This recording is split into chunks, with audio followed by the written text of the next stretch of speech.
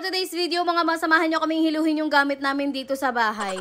Hala. At syempre, magpapalit na nga tayo ulit ng roller blind. Sunod na araw nga talagang busy si ate girl, kaya na-miss ko talagang mag-mini vlog dito sa loob ng bahay namin. Mga naiwan nga kaming tupiin nung nakaraan, kaya naman heto pagkagising talagang inasikaso ko din kaagad. Nandiyan na rin namin magising ng maaga mga ma, dahil habang tulog nga sa Elkina, gusto namin marami talaga kaming magawa at matapos namin yung gawain namin sa loob ng bahay. Habang nagtutupi nga ako dyan mga ma, heto nga si Mr. At nagluluto na siya ng almusal namin. Ganito nga talaga yung gusto kong pakiramdam araw-araw mga ma. Kasi nararanasan ko lang to sa bahay ng ate ko. Tipong siya yung kumikilo sa loob ng bahay at pinagluluto niya talaga ako. Nakakatuwa lang din na nararanasan ko na siya ngayon at ang sarap niya sa pakiramdam. Alam niyo yun, tuwing Sunday morning, ang aga-aga pa lang pero sobrang dami mo nang nagawa. Kasi tanging maririnig mo lang talaga yung tiktilaok ng mga manok na yan. Na kung minsan nga gusto ko na talaga silang itinola dahil ang ingay nila kapag nag-voice over ako.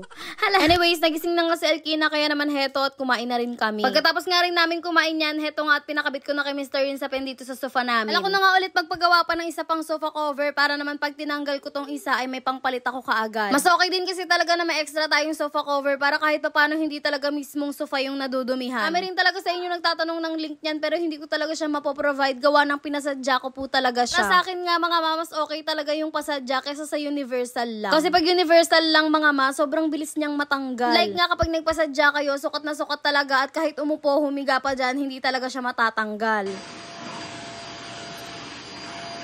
Babalik na nga rin pala namin ni Mr. sa pwesto itong drawer na nakalagay dito sa tabi ng sofa namin. Kita kasi niya yung mga old videos ko mga ma at nakita niya nga na mas bagay talaga to dito. At siya talaga ang nagdesisyon na maglagay niyan dyan be, pala desisyon niyan eh. Hala, to be honest mga ma, kung bibili kayo sa online ng mga drawers, bamboo rack yung bilhin ninyo kasi sila talaga yung pinakamatibay. Iba kasi yung kahoy niya lang.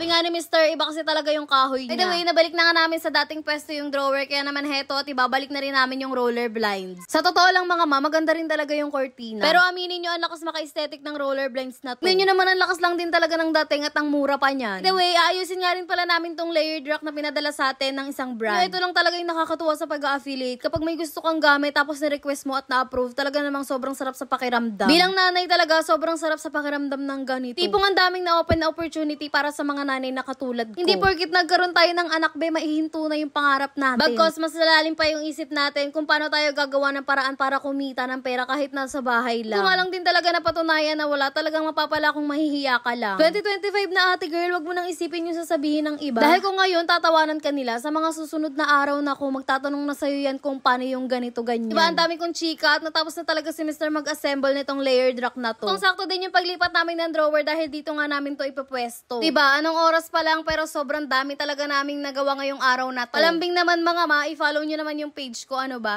Hala. At kung umabot ka nga hanggang dito, naway sa